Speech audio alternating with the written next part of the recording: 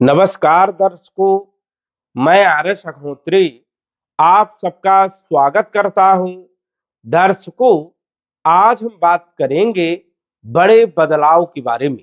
जी हाँ, वृषभ राशि वालों के लिए 14 मार्च 2025 से लेकर 18 मई 2025 तक बड़े बड़े बदलाव देखने को मिलेंगे।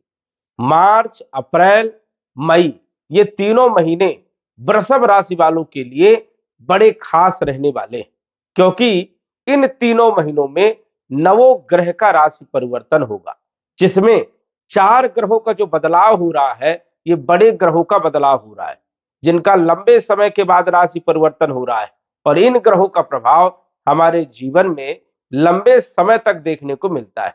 ऐसे में आने वाला जो समय है वृषभ राशि वालों के लिए कैसा रहने वाला है, हम बात करेंगे आपके सभी क्षेत्रों के बारे में, आपके स्वास्थ्य के बारे में, आपके धन के बारे में, आपके नौकरी के बारे में, आपके व्यापार के बारे में, आपके शिक्षा के बारे में, संतान के बारे में, लव लाइफ के बारे में, वैवाहिक जीवन के बारे में, कंपटीशन के बारे में, भाग्य के बारे में, लाभ हानि के बारे में और विदेश की यात्राओं के बारे में आदि हम सभी क्षेत्रों के बारे में विस्तार से चर्चा करेंगे।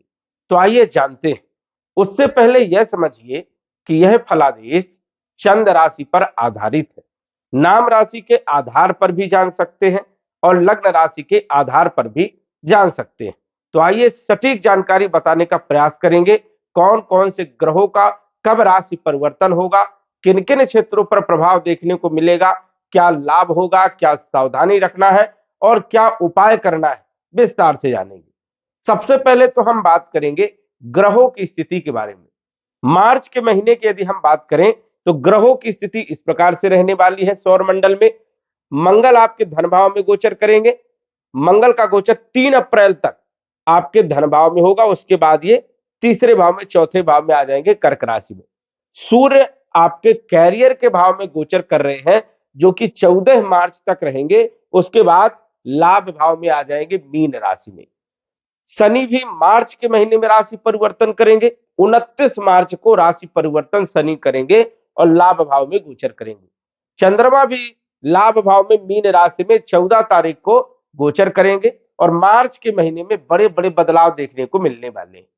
सूर्य का राशि परिवर्तन होगा, शनि का राशि परिवर्तन होगा और चंद्रमा भी लाभ भाव में गोचर करेंगे।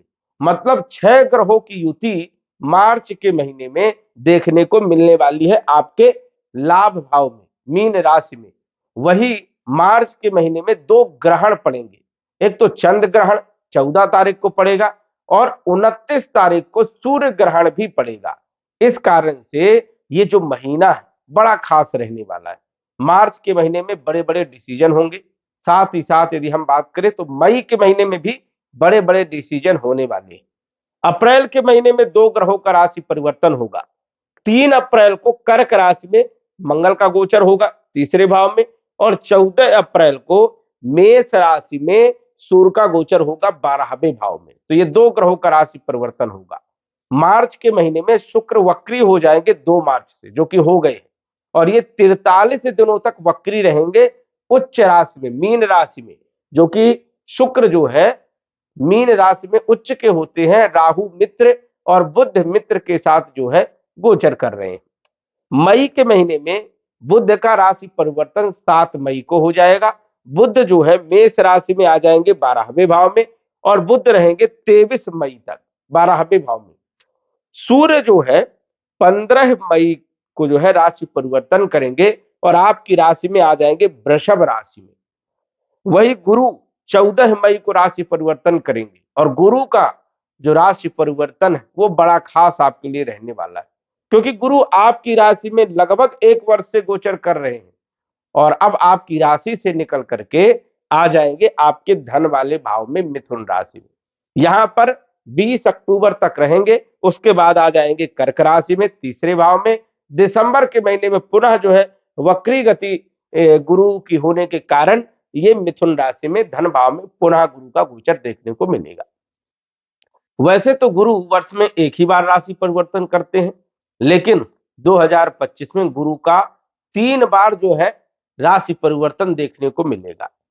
वृषभ राशि से मिथुन राशि में आएंगे, मिथुन राशि से कर्क राशि में आएंगे और कर्क राशि से मिथुन राशि में आएंगे। तो गुरु का जो गोचर है ये आपके लिए आने वाले समय में बड़ा खास रहने वाला है। इसके बाद राहु केतु दोनों ग्रहों का राशि परिवर्तन होगा। राहु आपके लाभ भाव में जो गोचर कर रहे हैं 18 मई 2025 को कैरियर वाले भाव में आ जाएंगे, दसम भाव में। और केतु जो पंचम भाव में गोचर कर रहे हैं 18 मई को आपके चौथे भाव में आ जाएंगे, सिंह राशि में। और ये दोनों ग्रह बड़ा खेल करने का काम करेंगे। राहु के साथ साथ यदि हम आगे ग्रहों की बात करें तो बुध 23 मई को वृषभ राशि में आपकी राशि में आ जाएंगे। तो ये ग्रहों की स्थिति है। अब इन ग्रहों का प्रभाव हमारे लिए क्या शुभ रहेगा, क्या अशुभ रहेगा, क्या सावधानी रखना है, क्या उपाय करना है, विस्तार से जानेंगे।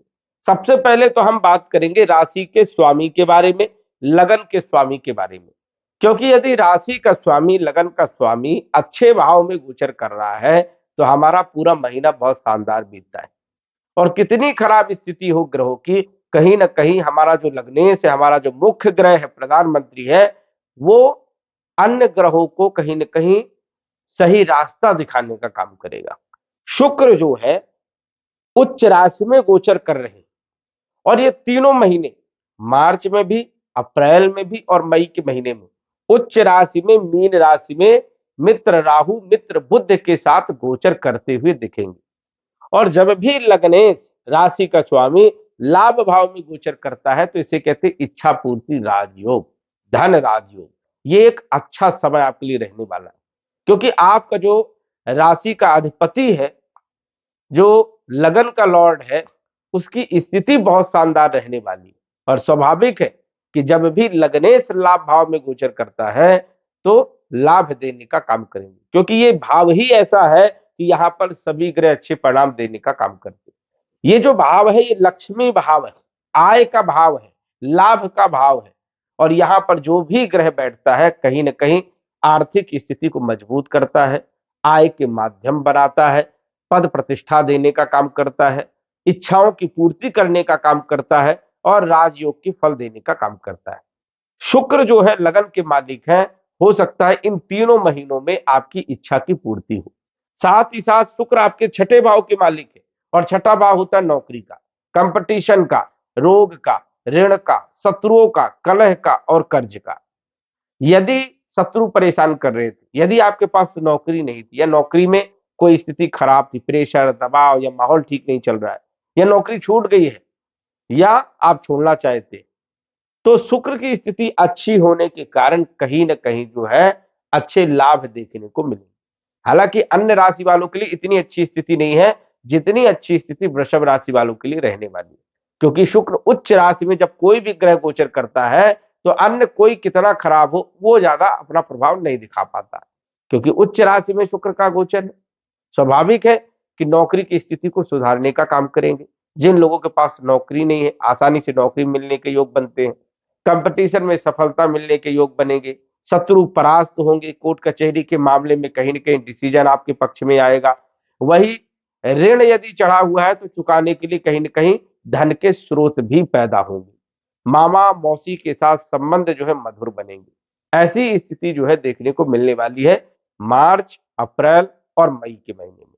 शुक्र पंचम भाव में सप्तम दृष्टि से पंचम भाव को भी देखेंगे, जो कि विद्यार्थियों के लिए, शिक्षा के लिए, संतान के लिए, लॉ लाइफ के लिए और फाइनेंशियल स्थिति के लिए मजबूत स्थिति बनने वाली है। तो शुक्र का गोचर तीनों महीने बढ़िया रहेगा। बात करें धन के जो मालिक है बुध, बुध धन के भी मालिक है और आपके पंचम भाव के भी मालिक है, जो कि गोचर कर रहे हैं लाभ भाव में। अब बुध तो मीन राशि में नीच के होते हैं, लेकिन यहां पर शुक्र उच्च राशि में है। अब मीन राशि में शुक्र उच्च के होते हैं, मीन राशि में बुध नीच के होते हैं। यहां पर राजयोग बना नीच भंग राजयोग, ये राजयोग अद्भुत माना जाता है। जब बहुत ज्यादा स्थिति खराब हो जाती, कोई रास्ता निकल नहीं आता, तब ये नीचभंग राजयोग सहायता करता है, सपोर्ट करता है और सक्सेस देने का काम करता है। बुध धन के मालिक है, लाभ भाव में गोचर कर रहे हैं, इसे कहते हैं धन राजयोग। कहीं ना कहीं धन के स्रोत अच्छे बनने वाले हैं, आर्थिक स्थिति मजबूत आपकी बनेगी। वही पंचम भाव के मालिक है, लाभ भाव में गोचर कर रहे हैं और अपने भाव को देख भी रहे हैं। विद्यार्थियों के लिए पढ़ाई लिखाई के लिए समय बढ़िया रहेगा, शिक्षा के लिए। वही देखा जाए तो संतान पक्ष के लिए समय बढ़िया रहेगा, लव लाइफ के लिए समय बढ़िया रहेगा और फाइनेंशियल स्थिति मजबूत रहेगी। तो बुध का गोचर भी आपके लिए बढ़िया रहेगा और बुध जो है राशि परिवर्तन करेंगे 7 मई को, ये 12वें भाव में जाएंगे। अब 7 मई के बाद बुध के उतने अच्छे परिणाम नहीं मिलेंगे। क्यों? क्योंकि बुध खर्चे करवाने लगेंगे।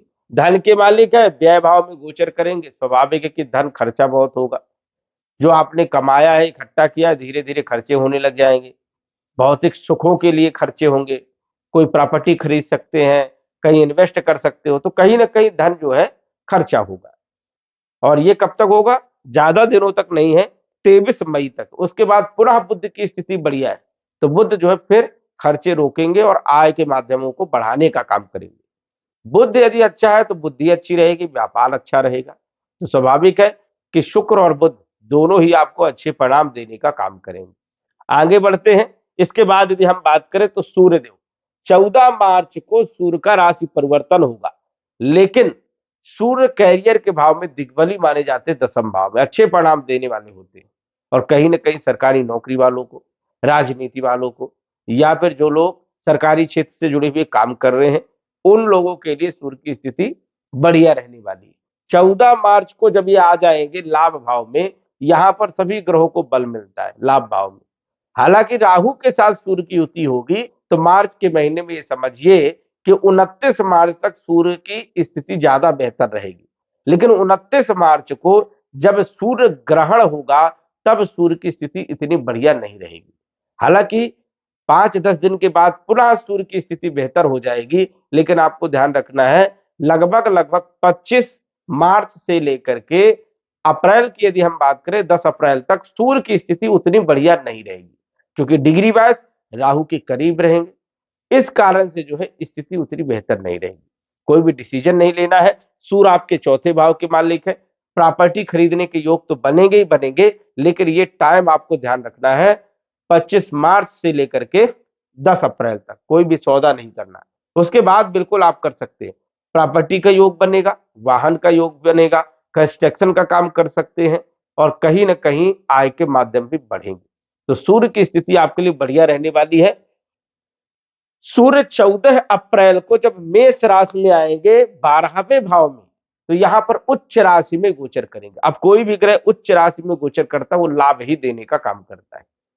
तो आने वाले समय के लिए सूर्य की स्थिति बढ़िया रहेगी, क्योंकि मई के महीने में आपकी राशि में सूर्य का गोचर होगा, तो यहां पर भी कहीं ना कहीं आत्मविश्वास में वृद्धि करने का काम करते हैं। तो समय अच्छा रहने वाला है। सूर्य अच्छे परिणाम देंगे। क्या क्या अच्छे परिणाम देंगे? भूमि भवन प्रॉपर्टी का सुख देंगे, वाहन का सुख देंगे, आत्मविश्वास में वृद्धि करने का काम करेंगे। साथ ही साथ देखा जाए तो सुखों में वृद्धि करेंगे, भौतिक सुख, लग्जरीज लाइफ देने का काम करेंगे। तो सूर्य की स्थिति भी आपके लिए बढ़िया है। आगे बढ़ते, शनि का जो परिवर्तन होगा 29 मार्च को, 14 मार्च को चंद्र ग्रहण भी पड़ेगा, जो कि थोड़ा सा सावधानी आपको रखना 14 तारीख को। हालांकि कोई दिक्कत वाली बात नहीं है, जिस भाव में ये ग्रहण पड़ रहा है वो लाभदायक ही सिद्ध होगा, लेकिन फिर भी उस दिन कोई काम ना करे। 29 मार्च 2025 को सूर्य ग्रहण भी पड़ेगा और शनि का राशि परिवर्तन भी होगा। अब शनि जो है आपके कैरियर के भाव में लंबे समय से गोचर कर रहे हैं, 2.5 वर्ष से, और 10वें भाव में शनि जो है कैरियर में कहीं ना कहीं अस्थिरता बना करके चल रहे थे। कैरियर में प्रेशर था, दबाव था, स्ट्रगल था कई लोगों के लिए। लेकिन लाभ भाव में जब शनि जाएंगे, तो यहां पर जबरदस्त लाभ देने का काम करेंगे। 29 मार्च 2025 को शनि लाभ भाव में जाएंगे और 18 मई तक शनि की स्थिति उतनी बढ़िया नहीं रहेगी। 29 मार्च 2025 से 18 मई 2025 तक ये समय आपके लिए उतना बढ़िया नहीं है। किन क्षेत्रों के लिए? कैरियर के लिए ध्यान रखना है, कोई बदलाव नहीं करना है। हालांकि अपॉर्चुनिटी आपको मिलेगी, लेकिन थोड़ा सा टाइम आप बढ़ा दीजिए, 18 मई के बाद डिसीजन लीजिए, क्योंकि शनि और राहु की जो युति है ये अच्छी नहीं मानी जाती, कहीं ना कहीं नुकसान दे सकती है, संभावनाएं। 18 मई को जब राहु आपके कैरियर के भाव में 10वें भाव में आएंगे और शनि स्वतंत्र रूप से जब गोचर करेंगे, तो शनि आने वाले 2.5 वर्ष तक अच्छे परिणाम देने का काम करेंगे। क्योंकि लाभ भाव में शनि का गोचर अच्छा माना जाता है और शनि सबसे बढ़िया होते तीसरे भाव में, छठे भाव में और एकादश भाव में। तो आने वाले 2.5 वर्ष आपके बहुत अच्छे रहेंगे, भाग्य का पूरा साथ मिलेगा और कैरियर में जबरदस्त लाभ देखने को मिलेगा, क्योंकि कैरियर के मालिक है, भाग्य भाव के मालिक है, लाभ भाव में गोचर करेंगे तो स्वाभाविक है कि 2.5 वर्ष तक स्थिति को बेहतर बना करके चलेंगे। कैरियर में प्रमोशन मिलना, अच्छी नौकरी मिलना, ग्रोथ मिल जाना, स्वयं के कार्यों में तेजी मिलना, कहीं ना कहीं हर क्षेत्रों में जबरदस्त लाभ देने का काम शनि करने वाले। लेकिन यही है कि 18 मई के बाद ये समय आपको विशेष तौर पर ध्यान रखना है। हालांकि शनि के बारे में हम विस्तार से चर्चा करेंगे दूसरे वीडियो में, राहु केतु के बारे में भी विस्तार से हम चर्चा करने वाले हैं दूसरे वीडियो में, लेकिन यहां पर आप संक्षिप्त रूप से समझिए शनि का जो गोचर है वो भी आपके लिए अद्भुत रहने वाला है। इसके बाद यदि हम बात करें केतु के बारे में, केतु और राहु ये दोनों का राशि परिवर्तन जो होगा ये मई के महीने में होगा, लेकिन अप्रैल के महीने में मंगल जो है कर्क राशि में आ जाएगी। मंगल धन भाव में धन में वृद्धि करते हैं, आय में वृद्धि करने का काम करेंगे और मंगल आपके 12वें भाव की मालिक है, तो विदेश की यात्राएं भी करवाने का काम करेंगे, विदेश से जुड़े हुए कार्यों में भी लाभ देने का काम करेंगे। वैवाहिक जीवन में भी स्थिति को बेहतर करेंगे, लेकिन वैवाहिक जीवन में स्थिति आपकी खराब हो सकती है 3 अप्रैल 2025 से, जब ये नीच राशि में गोचर करेंगे। तो कंप्रोमाइज करके चलना है, पति और पत्नी के साथ संबंध जो है मजबूत बना करके चले। पार्टनरशिप में स्थिति थोड़ी गड़बड़ा सकती है, यहां पर भी आपको ध्यान रखना है, चोट चपेट लगने की संभावनाएं हो सकती है, तो इन क्षेत्रों पर थोड़ा सा ध्यान रखना है, कंप्रोमाइज करके चलना है, कितनी भी बहस हो जाए शांति बना करके चलना है, अन्यथा दिक्कत आ सकती है। तो मंगल जो है अप्रैल के महीने में आपके लिए थोड़ा सा बढ़िया नहीं है, मार्च के महीने में बढ़िया है। 14 अप्रैल को मेष राशि में सूर्य का गोचर रहेगा, उच्च राशि में गोचर करेंगे, बढ़िया रहेंगे, कोई दिक्कत नहीं। तो अप्रैल के महीने में भी स्थिति बेहतर रहेगी, अन्य ग्रहों की जो युति है वो तो बढ़िया रहने वाली है। मई के महीने की बात करें तो 7 मई को मेष राशि में जब बुध आएंगे तो यहाँ पर बुध जो है उतने अच्छे परिणाम नहीं देंगे, धन खर्चे आपके बढ़ जाएंगे, कुटुंब परिवार में विवाद हो सकता है, किसी के साथ बहस हो सकती है, ध्यान रखना है, वाणी पर आपको संयम रखना है। 15 मई को वृषभ राशि में सूर्य जब आएंगे कॉन्फिडेंस बहुत अच्छा रहेगा, सेल्फ कॉन्फिडेंस यहाँ पर बढ़ा देते हैं, अपॉर्चुनिटी देते हैं, ग्रोथ देते हैं, लेकिन ईगो बढ़ जाता है, अहंकार बढ़ जाता है, गुस्सा बढ़ जाती है, थोड़ा सा कंट्रोल रखना है। भूमि भवन प्रॉपर्टी से जुड़े हुए कार्यों में लाभ होगा, आय के माध्यम आपके बढ़ेंगे। तो सूर्य का गोचर मई के महीने में बढ़िया है। 14 मई को मिथुन राशि में जब गुरु आएंगे अद्भुत परिणाम देने का काम करेंगे, क्योंकि गुरु धन कारक है धन भाव में, तो स्वाभाविक है कि धन की तिजोरियों को खोलने का काम करेंगे, कुटुंब परिवार की स्थिति को मैनेज करने का काम करेंगे। तो ये सबसे बढ़िया आपके लिए रहने वाला है। गुरु जो है मई के महीने में अद्भुत परिणाम देंगे, जून जुलाई अगस्त सितंबर अक्टूबर में जो है राशि परिवर्तन करेंगे। तो गुरु का गोचर अद्भुत है, गुरु की दृष्टि 1 2 3 4 5 रोग ऋण शत्रुओं को समाप्त करेंगे, कर्जे से मुक्ति दिलाने का काम, कंपटीशन में सफलता देने का काम, नई नौकरी का योग बनेगा। वही अष्टम भाव में दृष्टि होने के कारण ससुराल पक्ष से संबंध मजबूत होंगे, गुप्त धन प्राप्त हो सकता है, पैसे यदि कहीं फंसे हैं तो वो रिकवरी आ सकती है और स्थितियां स्ट्रगल जो है वो कम होगा। कैरियर के भाव में गुरु की दृष्टि होने के कारण चाहे आप नौकरी कर रहे हो, चाहे आप व्यापार कर रहे हो, चाहे सरकारी नौकरी, चाहे प्राइवेट नौकरी या स्वयं का काम, स्थिति बेहतर होगी 14 मई से, क्योंकि गुरु की दृष्टि रहेगी, अद्भुत परिणाम देने का काम करेंगे और कैरियर आपका मजबूत रहने वाला है। इसके बाद यदि हम बात करें राहु और केतु, राहु वैसे तो मार्च के महीने में और अप्रैल के महीने में लाभ देने का काम करेंगे, क्योंकि लाभ भाव में अच्छे परिणाम देते हैं, और केतु भी मार्च के महीने में अप्रैल के महीने में अच्छे परिणाम देंगे, लाभ होंगे, आय के माध्यम बढ़ेंगे। 18 मई को केतु चौथे भाव में और राहु आपके कैरियर के भाव में। अब कैरियर के भाव में राहु अपॉर्चुनिटी बहुत देता है, लेकिन कई बार नुकसान भी करता है, यहां पर समझना है।